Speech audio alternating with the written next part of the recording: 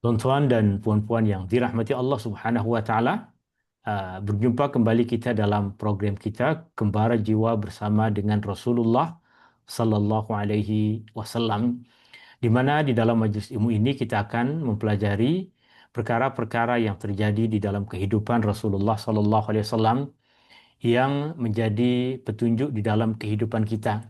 Kita mempelajari sirah Rasulullah sallallahu alaihi wasallam bukan setakat kita menyebutkan peristiwa-peristiwa yang terjadi, tapi kita mahu agar peristiwa-peristiwa itu menjadi satu pengajaran untuk memantapkan keimanan kita, mempercantik akhlak kita, dan memperbaiki penghambaan diri kita kepada Allah Subhanahu wa taala. Ikhwati fillah, naltaqi mujaddadan ma'a barnamijina رحلة الروح مع رسول الله صلى الله عليه وسلم، حيث ندرس في هذا اللقاء مواقف من حياة النبي صلى الله عليه وسلم، ليست مجرد سرد الأحداث، وإنما نستفيد من هذه المواقف التي حدثت في حياة النبي صلى الله عليه وسلم، نستفيد منه دروسا وعبرا لبناء الإيمان وتقوية العبودية لله وتحسين أخلاقنا. ونرحب بضيفنا الفاضل الشيخ منتصر عبد الباسط. كيف حالك يا شيخنا؟ الحمد لله، يا مرحبا، أكرمكم الله. عنواننا في هذا اللقاء هو مراعاة المشاعر والعواطف، فن من فنون القيادة في حياة النبي صلى الله عليه وسلم. Apa yang insya Allah kita akan kupas dalam majlis ilmu kita di petang hari ini adalah bagaimana Rasulullah Sallallahu Alaihi Wasallam sebagai seorang pemimpin, Rasulullah Sallallahu Alaihi Wasallam sangat memperhatikan hati dan emosi para sahabatnya. Rasulullah Sallallahu Alaihi Wasallam sangat memperhatikan perasaan, sangat mengambil berat hati dan emosi orang-orang yang berada di bawah kepemimpinannya. Kerana kepemimpinan bukan sahaja seseorang menzahirkan kekuatan dan ketegasan kepemimpinan, bukan sahaja menekankan apa yang perlu kita lakukan, apa yang menjadi pandangan pemimpin yang mesti diikuti oleh rakyatnya, tapi seorang pemimpin juga mesti mengikuti kepemimpinan Rasulullah sallallahu alaihi wasallam, di mana Rasulullah sallallahu alaihi wasallam sangat mengambil berat, di mana Rasulullah sallallahu alaihi wasallam sangat memperhatikan keadaan orang-orang yang berada di bawah kepemimpinannya.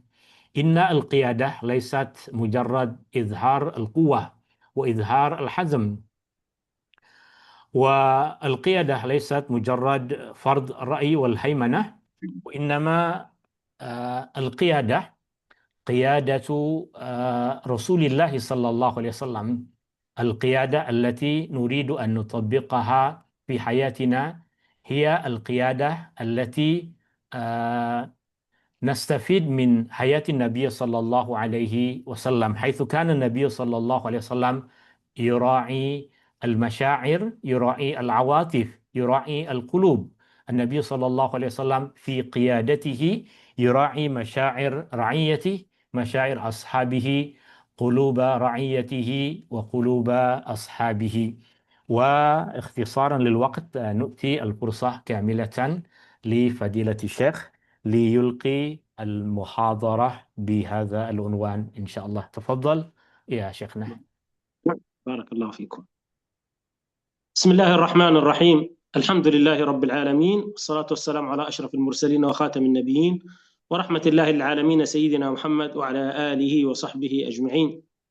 اللهم لا سهل إلا ما جعلته سهلا وأنت تجعل الحزن إذا شئت سهلا، سبحانك لا علم لنا إلا ما علمتنا إنك أنت العليم الحكيم.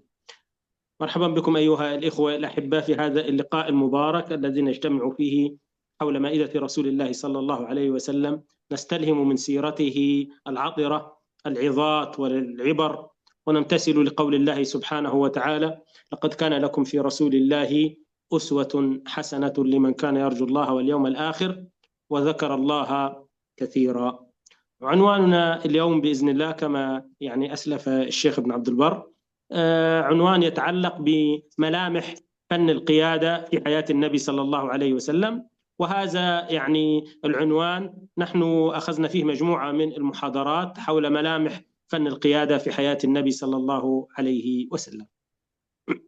Mungkin Fadilatul Syekh mengucapkan selamat datang kepada semua tuan-tuan dan puan-puan, hadirin para penuntut ilmu, dan kita berhimpun kembali, berjumpa kembali di dalam majlis bersama dengan Rasulullah sallallahu alaihi wasallam, mempelajari sirah kehidupan Nabi sallallahu alaihi wasallam, di mana kita mencuba untuk menghayati dan mengamalkan apa yang Allah Subhanahu wa taala sebutkan di dalam Al-Quran. Sungguh pada diri Rasulullah sallallahu alaihi wasallam terdapat uswah hasanah, contoh yang baik bagi kamu semua, bagi sesiapa yang mengharapkan Allah dan juga mengharapkan hari akhir.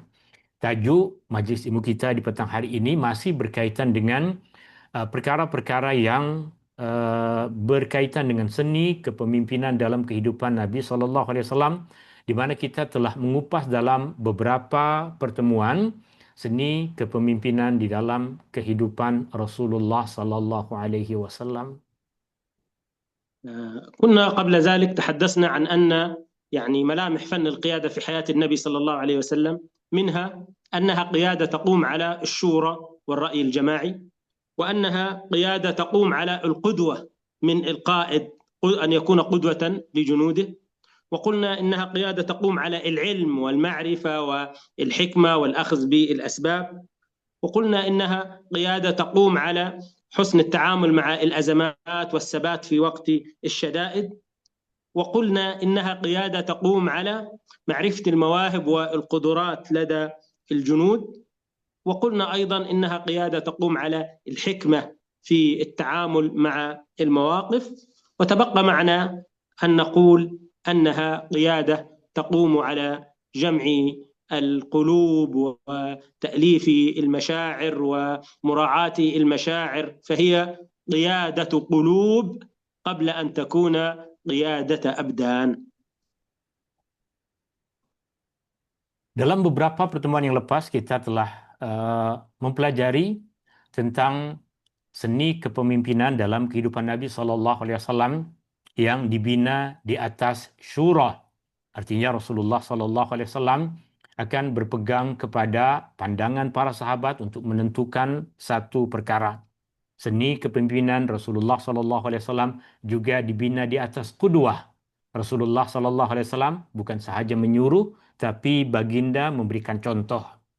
Seni kepemimpinan Rasulullah sallallahu alaihi wasallam juga dibina di atas ilmu dan pengetahuan, serta melakukan perkara-perkara yang patut sebagai usaha untuk mendapatkan hasil yang diinginkan. Seni kepemimpinan dari Rasulullah sallallahu alaihi wasallam juga berasaskan kepada interaksi yang baik dalam menghadapi situasi-situasi yang susah. Seni kepemimpinan Rasulullah sallallahu alaihi wasallam juga berasaskan kepada mengenal pasti kemampuan dan kemahiran orang-orang yang berada di bawah kepemimpinannya. Seni kepemimpinan dalam kehidupan Rasulullah sallallahu alaihi wasallam juga dibina di atas hikmah dalam berinteraksi dengan perkara-perkara yang terjadi di sekelilingnya. Dan kita akan membahas dalam majlis ilmu kita di petang hari ini satu seni di dalam kepemimpinan Nabi sallallahu alaihi wasallam, yaitu Rasulullah sallallahu alaihi wasallam memperhatikan perasaan, emosi dan hati para sahabatnya. Artinya Rasulullah sallallahu alaihi wasallam memimpin hati sebelum Rasulullah sallallahu alaihi wasallam memimpin tubuh badan mereka. إن القيادة التي تقوم على جمع القلوب ومراعاة المشاعر يكون الجنود فيها يعني أشد إخلاصا وحبا لقائدهم وفناء فيه، يعني يصنعون أي شيء لأجله لأنه ملك قلوبهم قبل أن يملك أبدانهم وطاعتهم، فطاعتهم له تكون قائمة على الحب وليس على مجرد الخوف أو الاتباع فقط. والله سبحانه وتعالى في القرآن الكريم يثني على النبي صلى الله عليه وسلم بأنه على خلق عظيم، إنك لعلى خلق عظيم. ومن هذه الأخلاق رحمته صلى الله عليه وسلم بأصحابه ومراعاته لمشاعرهم. قال الله سبحانه وتعالى: فبما رحمة من الله لنت لهم ولو كنت فظا غليظ القلب لانفضوا من حولك فاعف عنهم واستغفر لهم وشاورهم في الأمر. فهنا يأمر الله سبحانه وتعالى نبيه صلى الله عليه وسلم، أو يعني يبين له أن اللين وعدم الفظاظة، وهي بمعنى الشدة والقوة في المعاملة، كل هذا يؤلف بين القلوب ويجمعها، وهذا هو المهم، تجميع القلوب. Kepemimpinan Rasulullah Sallallahu Alaihi Wasallam yang dibina di atas asas menghimpunkan hati para sahabat, menghimpunkan hati orang-orang yang berada di bawah kepemimpinannya, sehingga orang-orang yang berada di bawah kepemimpinan Rasulullah Sallallahu Alaihi Wasallam lebih ikhlas dalam mengikuti apa yang disuruh, mengikuti apa yang diperintahkan oleh Rasulullah Sallallahu Alaihi Wasallam. Kerana Rasulullah Sallallahu Alaihi Wasallam telah memegang hati mereka. Ketaatan mereka dibina di atas kecintaan kepada Rasulullah Sallallahu Alaihi Wasallam, bukan dibina atas rasa takut kepada pemimpin. Allah Subhanahu Wa Taala sendiri, Allah Subhanahu Wa Taala telah banyak memuji Rasulullah Sallallahu Alaihi Wasallam di dalam Al-Quran. Di antaranya apa yang Allah Subhanahu Wa Taala firmankan, sesungguhnya engkau benar-benar berada di atas akhlak yang agung. Dan juga di dalam ayat lain Allah Subhanahu Wa Taala memuji tentang sikap Rasulullah Sallallahu Alaihi Wasallam yang bersikap lemah lembut kepada para sahabatnya, di mana Allah Subhanahu Wa Taala berfirman yang bermaksud, sungguh kerana rahmat dari Allah engkau telah bersikap lembut kepada mereka. Sungguh, jika engkau bersikap keras, jika engkau bersikap keras hati, maka mereka akan menjauh darimu. Allah Subhanahu Wa Taala di dalam ayat itu menjelaskan bahwa sifat lemah lembut dan tidak bersikap keras telah menyatukan hati para sahabat Nabi Sallallahu Alaihi Wasallam. والله سبحانه وتعالى يبين يعني أهمية مشاعر الجنود وأهمية قلوبهم. يقول الله سبحانه وتعالى للنبي صلى الله عليه وسلم: هو الذي أيدك بنصره وبالمؤمنين وألف بين قلوبهم لو أنفقت ما في الأرض جميعا ما ألفت بين قلوبهم ولكن الله ألف بينهم إنه عزيز حكيم. تآلف بين القلوب ومراعاة المشاعر يجعل الجنود على قلب رجل واحد، كما قال النبي صلى الله عليه وسلم: المؤمن للمؤمن كالبنيان يشد بعضه بعضا. وشبك النبي صلى الله عليه وسلم بين أصابعه، يعني هكذا. فلذلك مراعاة القلوب وتجميع قلوب الجنود يجعلهم على قلب رجل واحد، كما قال النبي صلى الله عليه وسلم: المسلمون يسعى بذمتهم أدناهم وهم يد على من سواهم. Allah Subhanahu Wa Taala menyebutkan tentang kepentingan memperhatikan hati, emosi, dan perasaan. Allah Subhanahu Wa Taala di dalam Al-Quran berfirman yang bermaksud, dialah Allah yang telah memberikan kepadamu kemenangan dengan dirinya dan juga dengan orang-orang yang beriman. Allah Subhanahu Wa Taala telah menyatukan hati mereka. Allah Subhanahu Wa Taala menyebutkan tentang kepentingan menyatukan hati. Rasulullah Sallallahu Alaihi Wasallam juga dalam banyak hadis menegaskan tentang perkara ini.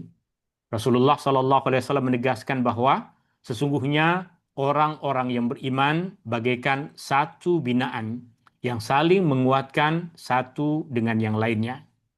Menghimpunkan hati agar hati tersebut berada seperti hati seseorang. Artinya, hati-hati tersebut menjadi bagaikan hati satu orang adalah perkara yang dilakukan oleh Rasulullah sallallahu alaihi wasallam, dan ditegaskan di dalam banyak hadis oleh baginda Nabi sallallahu alaihi wasallam.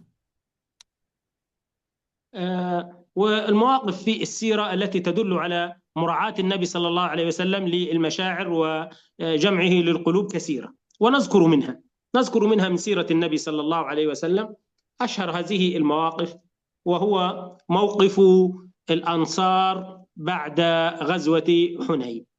غزوة حنين انتصر فيها النبي صلى الله عليه وسلم على جمع كبير من المشركين، وغنم النبي صلى الله عليه وسلم غنائم كثيرة.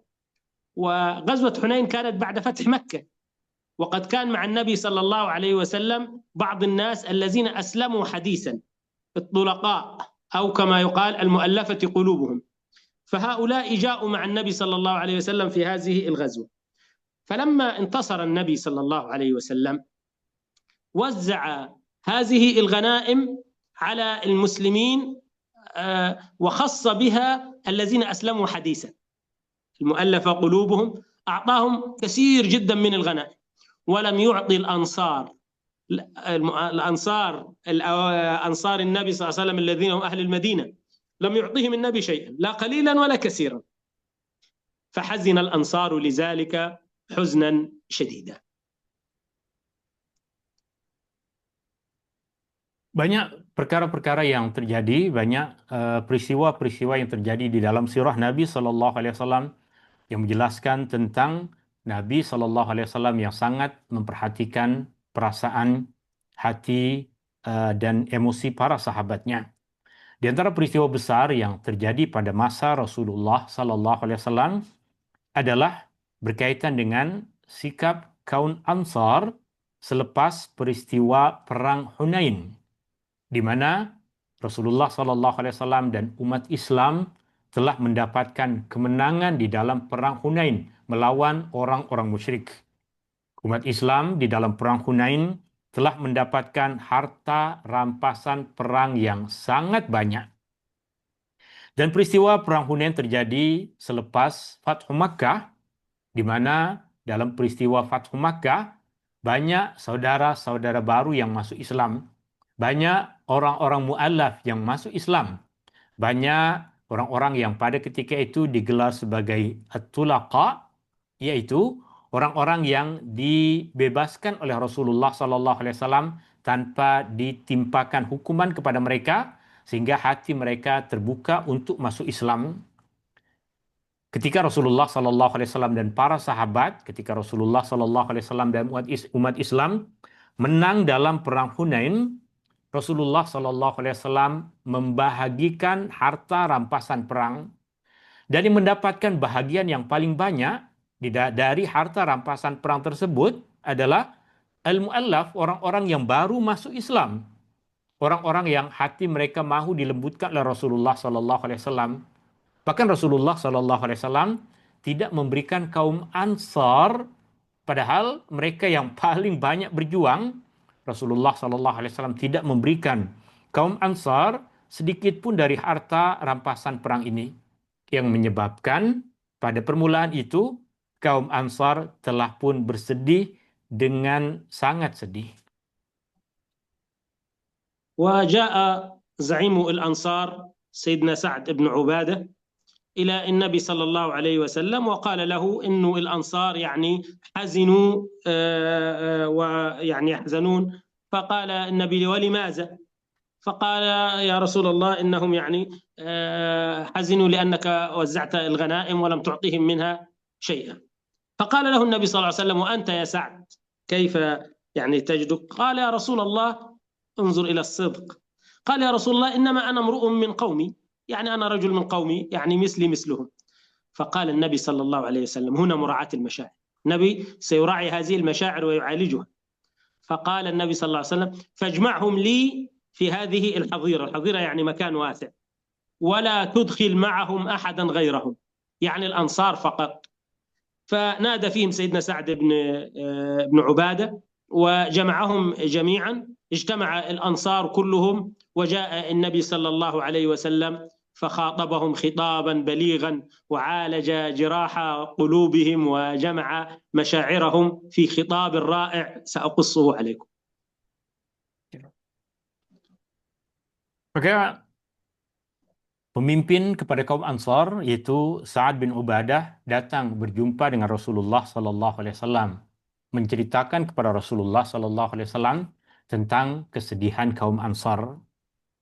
Maka Rasulullah sallallahu alaihi wasallam bertanya kepada Sa'ad, kenapa? Kenapa mereka bersedih? Maka Sa'ad bin Ubadah pun menceritakan kepada Rasulullah sallallahu alaihi wasallam bahwa Rasulullah sallallahu alaihi wasallam telah membahagikan harta rampasan perang tersebut kepada golongan tertentu saja dan tidak memberikannya kepada kaum Ansar.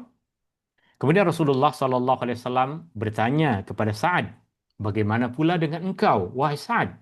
Adakah engkau juga kecewa? Adakah engkau juga bersedih kerana tidak mendapatkan harta itu?" Dengan jujur, Sa'ad bin Ubadah menjawab, "Saya adalah bahagian dari kaum saya." Artinya kesedihan yang menimpa kaum saya adalah kesedihan yang saya rasakan juga. Di sini Rasulullah sallallahu alaihi wasallam tahu bahwa tugas seorang pemimpin adalah memperhatikan perasaan, hati dan emosi orang-orang yang berada di bawah kepemimpinannya. Maka dalam keadaan seperti ini Rasulullah sallallahu alaihi wasallam meminta kepada Sa'ad bin Ubadah untuk menghimpunkan kaum Ansar di satu tempat yang tidak ada kaum lain yang berhimpun di tempat itu bersama dengan mereka.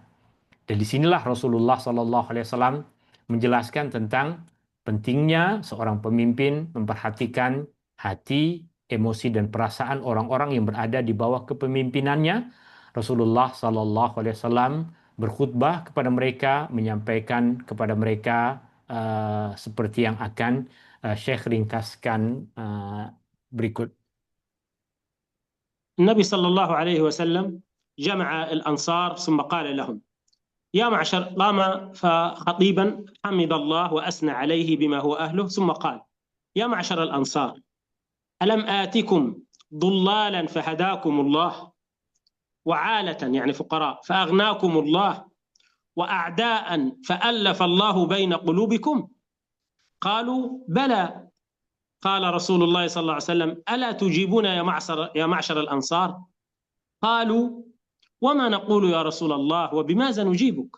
المن لله ورسوله. قال والله لو شئتم لقلتم فصدقتم وصدقتم. جئناك طريدا فآويناك، جئتنا طريدا فآويناك، وعائلا فآسيناك، وخائفا فأمناك، ومخذولا فنصرناك. فقالوا الأنصار قالوا المن لله ورسوله. فقال أوجدتم في نفوسكم يا معشر الأنصار في لعاعة، يعني شيء حقير، في لعاعة من الدنيا تألفت بها قوما ليسلموا ووكلتكم إلى ما قسم الله لكم من الإسلام أفلا ترضى. نقف هنا. Okay. Di sini Rasulullah sallallahu alaihi wasallam menghimpunkan kaum Ansar.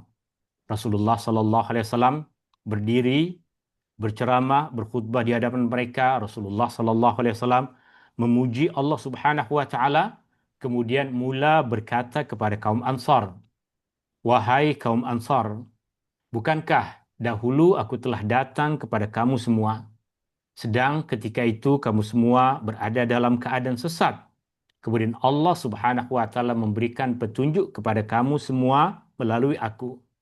Bukankah dahulu ketika aku datang kepada kamu, kamu semua adalah orang-orang yang bermusuhan, saling bermusuhan satu dengan yang lainnya. Lalu Allah Subhanahu wa taala menyatukan kamu dengan kedatanganku. Jawablah wahai Ansar apa yang aku katakan ini." Maka mereka pun berkata kepada Rasulullah sallallahu alaihi wasallam, "Apa yang perlu kami katakan kepadamu wahai Rasulullah?" Maka Rasulullah sallallahu alaihi wasallam mengatakan kepada mereka, "Katakanlah apa yang kamu mau katakan." Mereka kemudian mengatakan kepada Rasulullah sallallahu alaihi wasallam, "Ya Rasulullah, engkau dulu datang kepada kami dalam keadaan susah, kami memberikan bantuan kepadamu. Engkau datang dalam keadaan takut, kami telah memberikan perlindungan kepadamu. Engkau datang dalam keadaan dikecewakan oleh kaummu, kami memberikan pertolongan kepadamu. Sesungguhnya kurnia dan kebaikan semua adalah milik Allah. Kurnia dan kebaikan semua adalah dari Rasulullah sallallahu alaihi wasallam. Kemudian Rasulullah sallallahu alaihi wasallam berkata kepada mereka, "Bagaimana pandanganmu tentang dunia yang aku berikan kepada mereka? Sedikit dari perkara dunia yang aku berikan kepada mereka, yang aku berikan untuk menjinakkan hati mereka agar boleh menerima Islam. Bagaimana pandanganmu tentang dunia yang sedikit yang aku telah berikan kepada mereka untuk menjinakkan hati mereka agar boleh masuk ke dalam Islam?" ثم قال النبي صلى الله عليه وسلم: أفلا ترضون يا معشر الأنصار أن يرجع الناس، أن يذهب الناس إلى رحالهم بالشاء والبعير وترجعون برسول الله إلى رحالكم؟ شوف الكلام. أفلا ترضون يا معشر الأنصار أن يذهب الناس إلى رحالهم بالشاء والبعير. الشاء يعني الضأن، والبعير الجمال، وتذهبون برسول الله إلى رحالكم معكم يعني. فوالذي نفسي بيده لو أن الناس سلكوا شعبا، يعني الشعب يعني الوادي، وسلكت الأنصار شعبا لسلكت شعب الأنصار، ولولا الهجرة لكنت امرأ من الأنصار. اللهم ارحم الأنصار وأبناء الأنصار وأبناء أبناء الأنصار. فبكى القوم حتى أخضلوا لحاهم وقالوا: رضينا بالله ربا ورسوله قسما. ثم انصرف النبي صلى الله عليه وسلم وتفرقوا. Kemudian Rasulullah sallallahu alaihi wasallam berkata kepada mereka, kepada kaum Ansar, "Wahai kaum Ansar, tidakkah kamu semua ridha? Tidakkah kamu semua puas hati ketika orang lain pergi kembali dengan kendaraan mereka, membawa harta, membawa binatang ternak, membawa unta, sedangkan kamu semua kembali dengan membawa Rasulullah sallallahu alaihi wasallam bersama denganmu?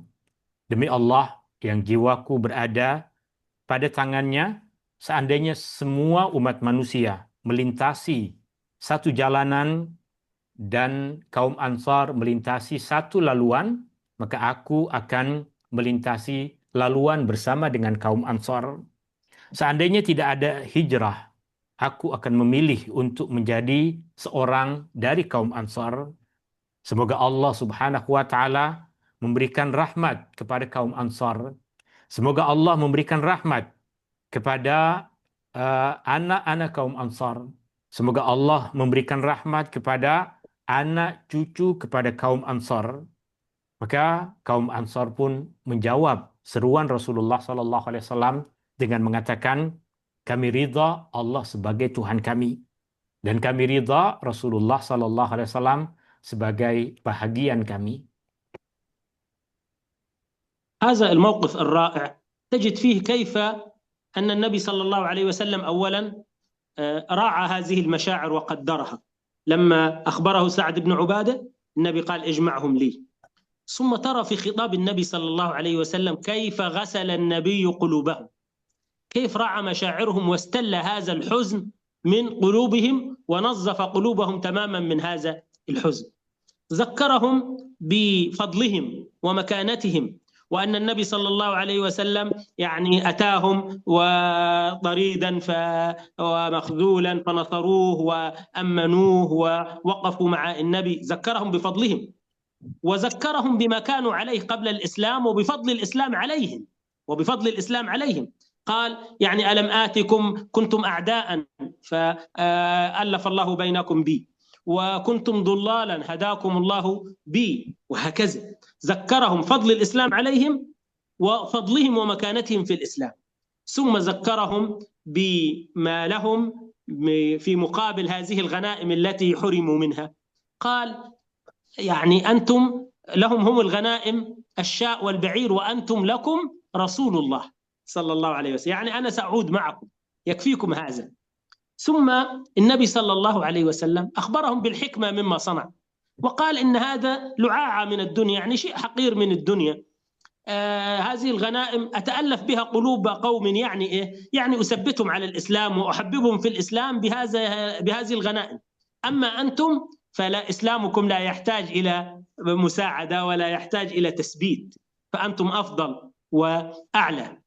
ثم في النهاية النبي ختم بالدعاء لهم ولأبنائهم ولأحفادهم، وهذا شيء عظيم جدا. من شدة تأثرهم ومشاعرهم بكوا حتى أغرقوا لحاهم بالماء بالدموع، ثم يعني انصرفوا وانتهت هذه المشكلة التي أظهرت قيادة النبي صلى الله عليه وسلم للصحابة، وكيف كان يراعي مشاعرهم، وكيف كان يعني يطيب خواطرهم ويجبر بخواطرهم، ويعني يجعل مشاعرهم خالصة لهذا الدين.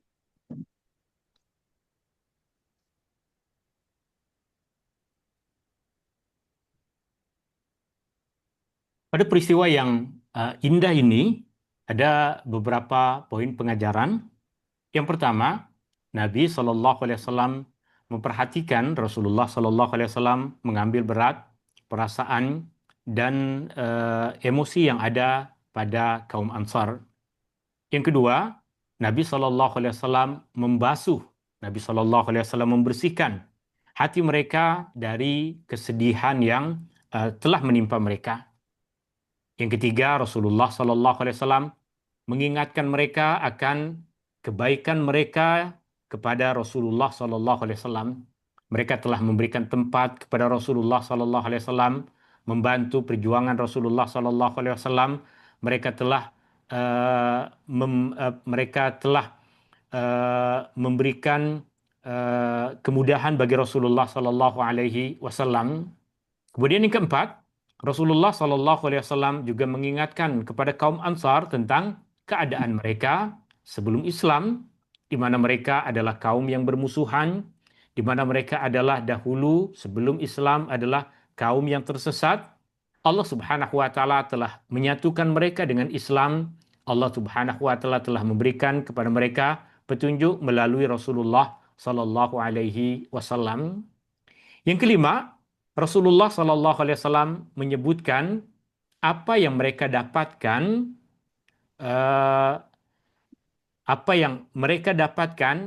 selain dari apa yang didapatkan oleh kaum mu'alaf tersebut. Artinya golongan orang-orang mu'alaf tersebut mendapatkan harta rampasan perang berupa harta, tapi berupa harta, berupa kambing, berupa unta. Tapi yang mereka dapatkan adalah lebih mulia, yaitu Rasulullah Sallallahu Alaihi Wasallam yang duduk hidup bersama dengan mereka. Kemudian yang keenam, Rasulullah Sallallahu Alaihi Wasallam mengajarkan kepada mereka bahwa harta yang diberikan kepada kaum mu'alaf tersebut adalah satu dunia yang hina dibandingkan dengan Islam yang didapatkan oleh kaum Ansar tanpa mereka mendapatkan harta. Mereka telah masuk Islam tanpa memerlukan harta, sedangkan kaum mu'alaf tersebut perlu sesuatu untuk menjinakkan hati mereka. Yang ketujuh, Rasulullah SAW telah mendoakan mereka dengan doa yang membuat janggut mereka basah dengan air mata mereka. Doa untuk kebaikan kaum Ansar, anak mereka, dan juga cucu-cucu mereka. Dan yang kedelapan, yang terakhir, ini menjelaskan kepada kita tentang kepentingan kepemimpinan Rasulullah SAW yang berasaskan kepada perhatian Rasulullah SAW terhadap hati, jiwa, emosi para sahabatnya, dan menjadikan keadaan hati tersebut bersedia dan ikhlas kepada agama yang dibawa oleh Rasulullah sallallahu alaihi wasallam. ثم نأخذ بعض المواقف يعني الأخرى التي نجد فيها كيف أن النبي صلى الله عليه وسلم يعلم المسلمين مراعاة المشاعر الأحاسيس والعواطف فيما بينهم حتى تتألف قلوبهم. إذا استطاع القائد أن يؤلف بين قلوب الجنود فعندئذ يكون لديه جيش أقوى، هو أقوى الجيوش. في النبي صلى الله عليه وسلم في حديث من حديثه وأمر من أوامره يقول صلى الله عليه وسلم: إذا كنتم ثلاثة فلا يتناجى اثنان دون الثالث. لماذا؟ فقال: خوف أن ذلك يحزنه، يعني أن المسلمين لو كانوا مجموعة مكونة من 3 أفراد فلا ينبغي اثنان أن يتكلما وحدهما ويترك الثالث. لماذا؟ لأن هذا يحزنه أنه لم يشترك معهما في الحديث، وربما يظن أنهما يتكلمان عنه ولا يريدانه أن يسمع. فانظر كيف النبي صلى الله عليه وسلم يخبرنا أنه نراعي مشاعر بعضنا حتى لا نكون سبب في حزن أحد أو سبب في يعني مضايقته. Oke.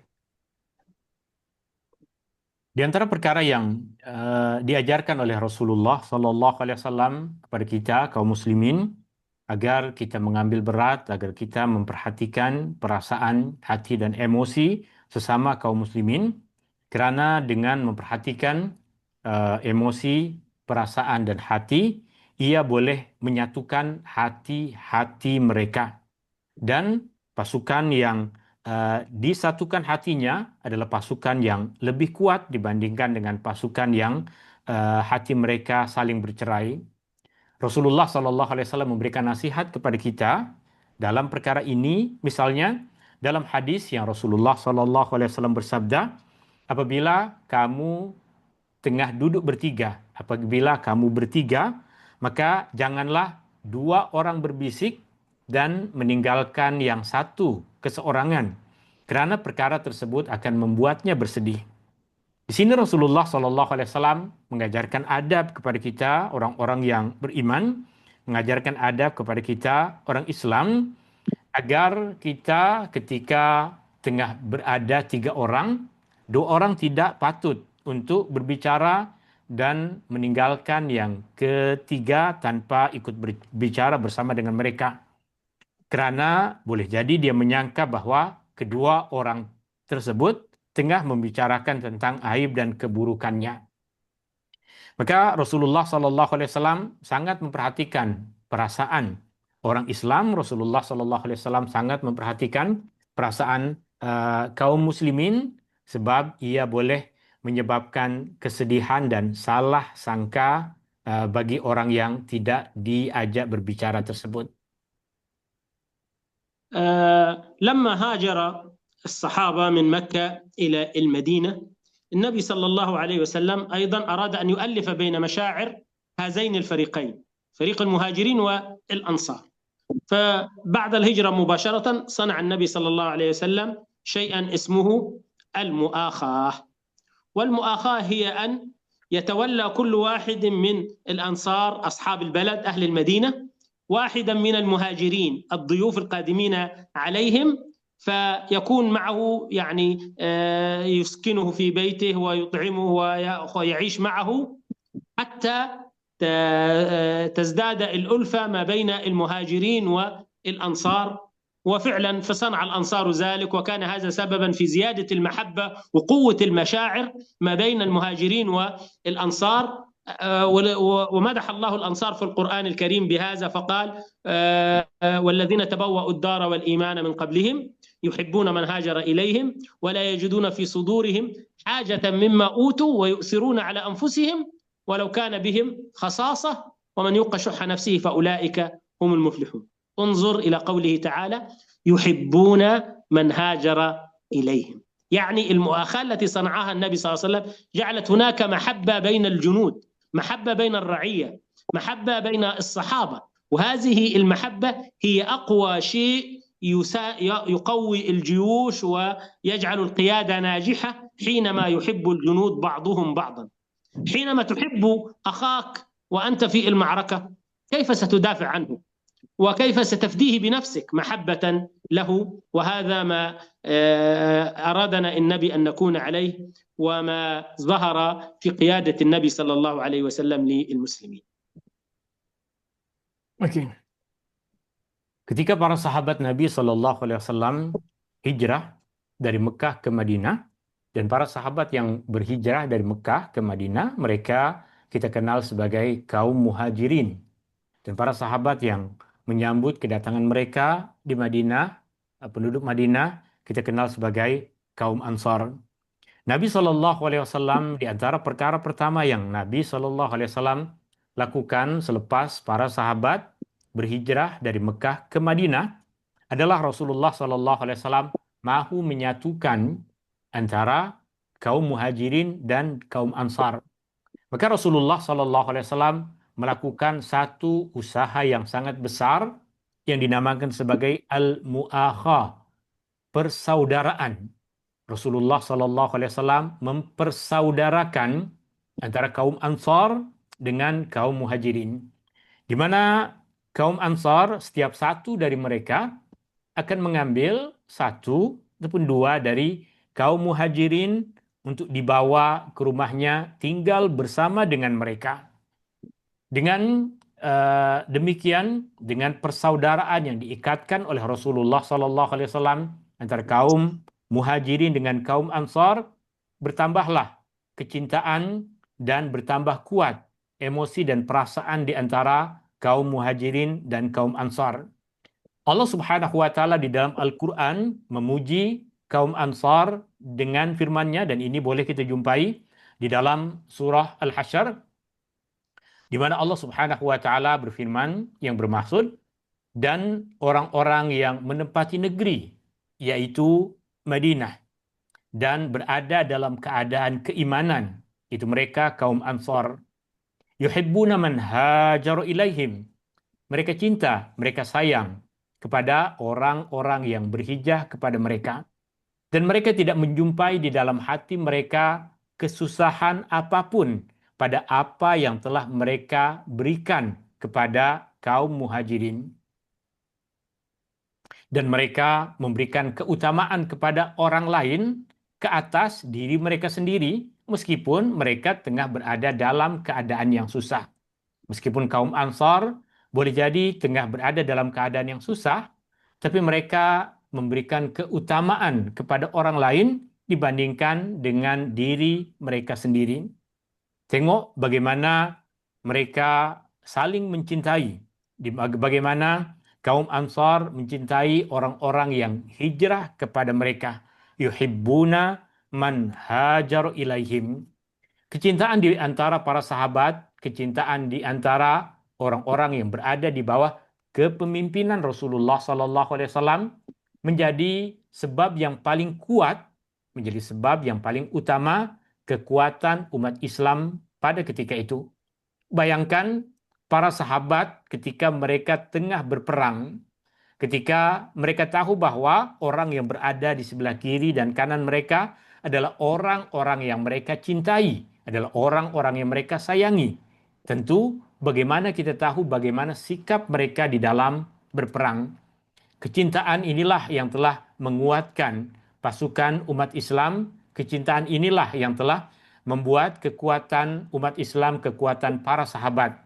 Ini menunjukkan sekali lagi tentang bagaimana Rasulullah SAW memperhatikan perasaan, hati, dan emosi orang-orang yang berada di bawah kepemimpinannya. واستفاد الصحابة كثيرا من هذه المؤاخاة. الأخوة شيء عظيم جدا، شيء يعني الله سبحانه وتعالى ذكره في القرآن الكريم، واعتصموا بحبل الله جميعا واذكروا نعمة الله عليكم إذ كنتم أعداء فألف بين قلوبكم فأصبحتم بنعمته إخوانا. الأخوة هذه شيء عظيم جدا، ولذلك يعني أقص عليكم موقفين من أثر هذه المؤاخاة وأثر هذه المراعاة للمشاعر فيما صنعه النبي صلى الله عليه وسلم بين الصحابة. الموقف الأول سيدنا سعد بن الربيع من الأنصار. سيدنا سعد بن الربيع كان أخوه من المهاجرين هو سيدنا عبد الرحمن بن عوف.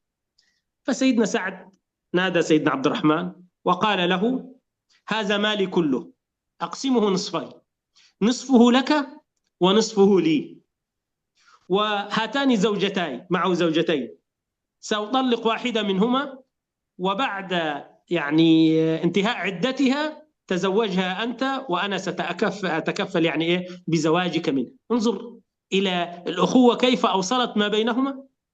وماذا كان رد سيدنا عبد الرحمن؟ هل انتهز الفرصة؟ أبدا.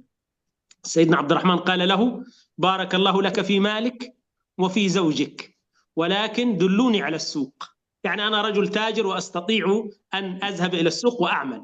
وفعلا انطلق سيدنا عبد الرحمن بن عوف إلى سوق المدينة، وأخذ يعمل في التجارة حتى أصبح من أثرياء الصحابة وكبارهم، وهذا من بركات الأخوة.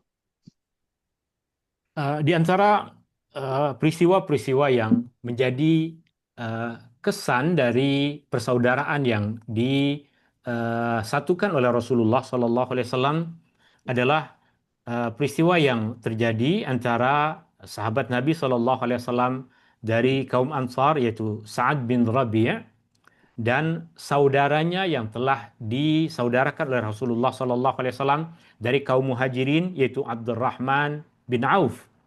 Kecintaan Sa'ad bin Rabi' kepada saudaranya Abdurrahman bin Auf, saudara yang telah dipersaudarakan oleh Rasulullah SAW kepada beliau, telah menyebabkan dia sampai berkata kepada Abdurrahman, ini adalah hartaku, ini semua adalah hartaku. Aku akan membahagi dua semua harta ini, separuh untukku dan separuh untukmu. Dan ini adalah dua orang istriku. Aku akan ceraikan satu orang, dan selepas habis tempoh masa iddahnya, engkau boleh berkahwin dengannya dengan belanjaan semua aku yang akan menanggungnya. Demikian yang dikatakan oleh Sa'ad bin Rabi kepada saudaranya yang telah dipersaudarakan oleh Rasulullah SAW. Tapi tengok, adakah Abdurrahman bin Auf radhiyallahu an mengambil kesempatan ini untuk mengambil harta dan istri saudaranya? Tidak. Dia justru mengatakan kepada Sa'ad bin Rabi, semoga Allah memberikan keberkatan pada hartamu. Semoga Allah Subhanahu wa taala memberikan keberkatan kepada ahli keluargamu. Apa yang aku mahu adalah tunjukkan kepadaku di mana pasar. Aku adalah seorang peniaga. Maka ditunjukkan kepada pasar di Madinah, dan mula Abdurrahman bin Auf radhiyallahu an berniaga dengan kemahiran dan kepandaiannya, sehingga dia boleh menjadi di antara orang yang paling kaya di Madinah pada ketika itu. الموقف الثاني من الأخوة كانت فيه الاستفادة بالعلم من هذا الاحتكاك ما بين الصحابة، لأن الأخوة عندما تزداد تكون النصيحة ويكون العلم ويكون تبادل الخبرات والمعارف. سيدنا أبو الدرداء وهو من الأنصار كانت المؤاخاة بينه وبين سلمان الفارسي. سيدنا سلمان في إحدى المرات سيدنا سلمان يأتي فيجد أم الدرداء زوجة سيدنا أبو الدرداء يعني ملابسها رثة ومتسخة وكذا، فيقول يعني ما هذا يا أم الدرداء، يعني لماذا لا تلبسين ملابس جيدة يعني لزوجك لأخي؟ فقالت له: أخوك أبو الدرداء لا حاجة له في الدنيا، يقوم الليل ولا ينام ويصوم النهار ولا يفطر، يعني لا يريد نساء ولا يريد يعني لا يهتم لهذا الأمر. فدخل سيدنا سلمان عليه وقال لأبي الدرداء: يا أبا الدرداء، إن لزوجك عليك حقا، وإن لنفسك عليك حقا، وإن لزورك يعني زوارك عليك حقا، فأعطي كل ذي حق حقه. فقال أبو الدرداء: والله يعني لا أذهب إلى رسول الله فأخبره. فذهب فقال النبي صلى الله عليه وسلم: صدق سلمان، يعني أعطي كل ذي حق حقه. فانظر كيف استفادوا من الأخوة. Okay. Peristiwa kedua yang menunjukkan tentang bagaimana emosi yang diperhatikan oleh Rasulullah SAW, persaudaraan yang telah dibina oleh Rasulullah Sallallahu Alaihi Wasallam, memberikan kesan yang baik adalah mereka orang-orang yang telah dipersaudarakan oleh Rasulullah Sallallahu Alaihi Wasallam boleh saling memanfaatkan ilmu, boleh saling memberikan nasihat dan bertukar informasi. Abu Darda, sahabat Nabi Sallallahu Alaihi Wasallam dari kaum Ansar, telah dipersaudarakan oleh Rasulullah Sallallahu Alaihi Wasallam dengan Salman Al-Farisi. Suatu hari, Salman Al-Farisi datang ke rumah Abu Darda dan menjumpai dan mendapatkan Abu Darda dalam keadaan pakaian yang tidak berapa elok, pakaian yang tak berapa kemas, pakaian yang tak berapa cantik. Maka Salman bertanya kepada Ummu Darda, kenapa berpakaian seperti ini? Kenapa tidak berpakaian yang elok untuk abang saya ataupun untuk saudara saya, Abu Darda? Maka istri kepada Abu Darda berkata kepada Salman, sesungguhnya saudaramu, yaitu Abu Darda, dia tidak berhajat dengan dunia. Dia tak suka dengan benda-benda macam ini. Dia hanya akan sibuk dengan solat malam dan zikir serta puasa. Maka kemudian Salman datang berjumpa dengan Abu Darda dan berkata kepadanya, memberikan nasihat kepadanya. Sesungguhnya pada istrimu ada hak atas dirimu. Sesungguhnya bagi dirimu ada hak ke atas dirimu. Dan sesungguhnya bagi orang-orang yang datang menziarahimu ada hak ke atas dirimu. Maka berikanlah kepada setiap orang apa yang hak yang patut dia dapatkan. Abu Darda mendengar nasihat dari Salman tersebut, tapi tak terus ikut. Dia berkata, aku akan bawa perkara ini kepada Rasulullah Sallallahu Alaihi Wasallam. Lalu diceritakan oleh Abu Darda kepada Rasulullah Sallallahu Alaihi Wasallam nasihat yang telah disampaikan oleh Salman. Rasulullah Sallallahu Alaihi Wasallam mengatakan, benar apa yang dikatakan oleh Salman. Ini adalah kesan dari persaudaraan, di mana persaudaraan tersebut membawa mereka kepada saling memberikan manfaat pada ilmu, saling memberikan nasihat, dan bertukar pengetahuan.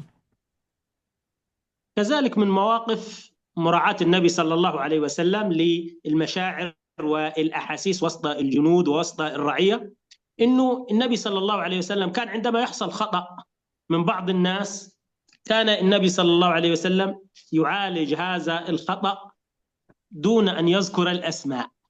كان يوري فيقول، التورية يعني عدم الذكر المباشر للفاعل، فيقول النبي صلى الله عليه وسلم: ما بال أقوام يفعلون كذا وكذا، لينتهين أقوام عن فعل كذا وكذا. وهؤلاء الأقوام النبي يعرف أسماءهم وهم موجودون يسمعون، لكن النبي مراعاة لمشاعرهم حتى لا يفضحوا وحتى لا يعني يحزنوا بسبب ذكر النبي لهذه المواقف، يعني الأخطاء التي وقعوا فيها، النبي لا يذكر أسماء ولا يجرح أشخاص، وإنما كان النبي يقول: ما بال أقوام، يعني لماذا يفعل هؤلاء هكذا؟ ما بال أقوام يفعلون كذا وكذا، ما بال أقوام يفعلون كذا وكذا، لينتهين قوم عن فعل كذا وكذا، يعني ولا يذكر أسماءهم مراعاة لمشاعرهم، فكانوا يصلحون الأخطاء دون أن يعني يشعروا بالإحراج لأن النبي فضحهم وذكر أسماءهم. Okay. Di antara perkara yang menunjukkan bagaimana Rasulullah Sallallahu Alaihi Wasallam memperhatikan emosi dan perasaan, yaitu ketika terjadi kesilapan berlaku dari sebahagian para sahabat Nabi Sallallahu Alaihi Wasallam, maka Nabi Sallallahu Alaihi Wasallam akan fokus kepada kesilapan yang terjadi. Rasulullah Sallallahu Alaihi Wasallam akan memperbaiki kesilapan yang terjadi tanpa Rasulullah Sallallahu Alaihi Wasallam menyebutkan nama. Rasulullah Sallallahu Alaihi Wasallam hanya mengatakan, kenapa ada orang yang mengucapkan perkara ini? Kenapa ada orang yang melakukan perkara ini? Hendaklah orang-orang yang telah buat ini berhenti dari perkara itu. Rasulullah Sallallahu Alaihi Wasallam berbicara kepada para sahabat, dan sebenarnya Rasulullah Sallallahu Alaihi Wasallam tahu, Rasulullah Sallallahu Alaihi Wasallam mengenal siapa yang melakukan perbuatan-perbuatan tersebut. Tapi yang menjadi fokus dan keutamaan Rasulullah Sallallahu Alaihi Wasallam adalah memperbaiki kesilapan. Yang menjadi keutamaan Rasulullah Sallallahu Alaihi Wasallam adalah membetulkan kesalahan. Nabi Sallallahu Alaihi Wasallam tidak menyebut nama. Rasulullah Sallallahu Alaihi Wasallam tidak memburukkan orang-orang tertentu kerana Rasulullah Sallallahu Alaihi Wasallam memperhatikan perasaan dan emosi mereka. Rasulullah Sallallahu Alaihi Wasallam membetulkan kesilapan tanpa menyakiti perasaan. ونختم يعني هذا الجزء في مسألة المشاعر في مسألة الحب، والحب هو أعلى المشاعر وأسماها. النبي صلى الله عليه وسلم كان يعني يعلن حبه لأصحابه ولزوجاته وكذا. في إحدى المرات النبي صلى الله عليه وسلم يقول لسيدنا معاذ: يا معاذ والله إني لأحبك. يعني يا ليتني كنت مكان سيدنا معاذ، يا ليتنا جميعا كنا مكانه. يا معاذ والله إني لأحبك. يا معاذ، النصيحة الآن، فلا تدعن دبر كل صلاة أن تقول: اللهم أعني على ذكرك وشكرك وحسن عبادتك. فذكر المحبة وذكر النصيحة مع المحبة. طبعا النصيحة من المحبوب مقبولة.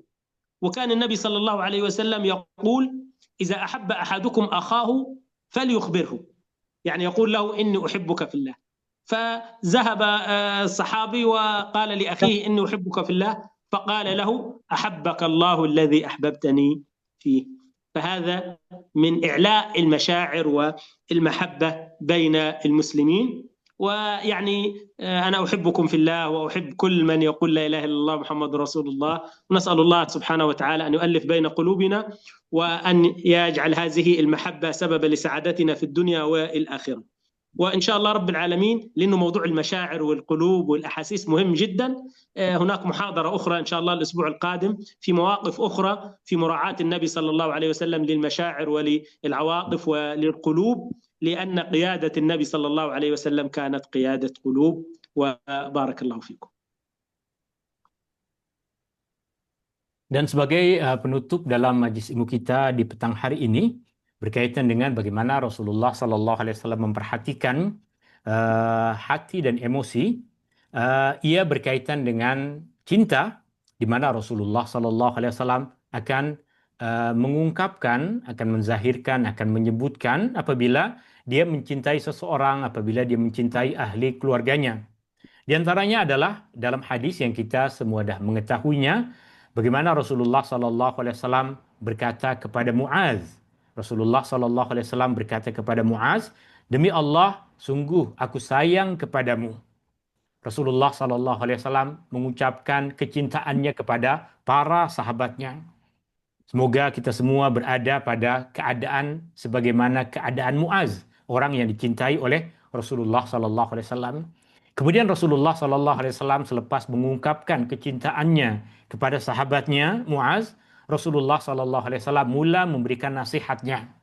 Jangan sekali-kali engkau tinggalkan selepas engkau solat untuk berdoa dengan membaca Allahumma a'inni ala zikrika wa syukrika wa husni ibadatik.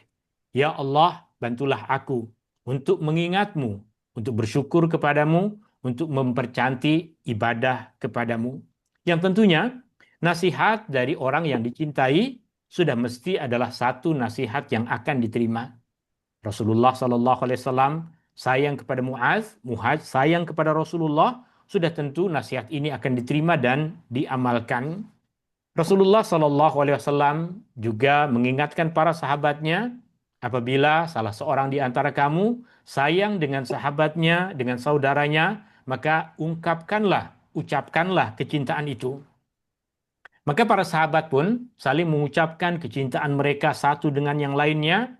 Mereka akan mengatakan kepada saudaranya, sesungguhnya aku mencintaimu kerana Allah. Maka sahabat yang mendengar ucapan tersebut, mereka akan membalasnya dengan mengatakan, semoga Allah sayang kepadamu. Semoga Allah mencintaimu kerana engkau telah mencintai aku kerananya. Inilah perkara yang menyebabkan kita semua berharap agar kita disatukan dengan kecintaan kepada Allah Subhanahu wa taala. Semoga Allah Subhanahu wa taala menyatukan hati kita sebagaimana Allah telah menyatukan hati para sahabat Nabi sallallahu alaihi wasallam. Berbicara tentang memperhatikan perasaan, emosi dan hati adalah satu perkara yang penting di dalam kepemimpinan dan kehidupan Rasulullah sallallahu alaihi wasallam, dan insyaallah kita akan mengupas banyak lagi perkara-perkara yang berkaitan dengan isu ini di dalam pertemuan yang akan datang. Terima kasih tuan-tuan dan puan-puan yang dirahmati Allah Subhanahu wa taala, semua yang telah hadir dalam majlis ilmu kita di petang hari ini, dan semua yang telah memberikan tajaan dan sokongan agar majlis ilmu yang insya-Allah memberikan manfaat ini boleh terus berjalan. Dan seperti biasa, jika ada sesiapa di antara tuan-tuan dan puan-puan yang ada apa-apa soalan yang mahu ditanyakan, seperti biasa tuan-tuan dan puan-puan boleh terus buka mikrofon ataupun tulis apa-apa soalan. Jika soalan yang nak ditanyakan artinya tuan-tuan pun boleh tulis soalan di dalam grup Q&A. Jika soalannya untuk Fadilat Syekh, maka saya akan kongsikan soalan tersebut kepada beliau dan nanti beliau akan jawab dalam video yang berasingan. Wallahu taala a'la wa a'lam. Ikhwati fillah, hadhihi huwa akhir موقف من حياة النبي صلى الله عليه وسلم في هذا اللقاء في مسألة مراعاة النبي صلى الله عليه وسلم لمشاعر وأحاسيس أصحابه، وإلى لقاء آخر إن شاء الله. وكلمة ونختم بها المجلس. تفضل شيخنا. بارك الله فيكم وعليكم، جزاكم الله خيرا. يعني في النهاية نحن ما أحوجنا إلى مراعاة المشاعر ومراعاة الأحاسيس والقلوب، ونحن في زمن يعني أصبح فيه الناس يعني مشغولون بوسائل التواصل ومشغولون بالتليفونات وهكذا، وربما يعني يحزنوا من حولهم، وربما لا يراعوا مشاعر يعني من حولهم من شدة انشغالهم بهواتفهم وبحياتهم الخاصة. فلذلك نتعلم من سيرة النبي صلى الله عليه وسلم هذا المعنى الجميل، أنك إذا أردت أن تقود الناس وإذا أردت أن تكون مسلما صالحا فينبغي أن تراعي مشاعر إخوانك المسلمين، وأن تركز على مسألة القلوب، لأن النبي صلى الله عليه وسلم يقول: ألا وإن في الجسد مضغة إذا صلحت صلح الجسد كله، وإذا فسدت فسد الجسد كله، ألا وهي القلب.